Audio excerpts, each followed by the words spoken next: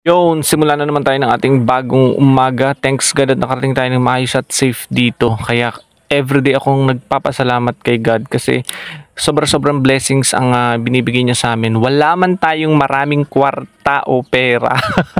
Sapat na blessings na yung lagi kaming safe, maayos, healthy, walang kahit na ano mga problemang kinakaharap na mabigat.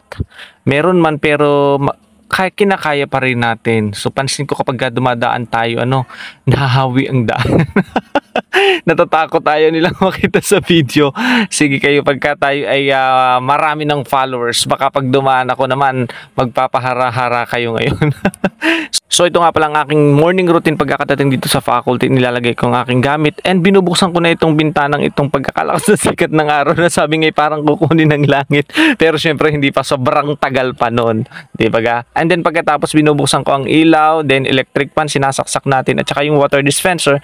Kasi magko-coffee tayo, mahilig tayo mag-coffee, minsan nag-aalmusal, di ba? So yun lang guys, thank you for watching. Baka hindi ka pa naka-follow, follow for more. God bless!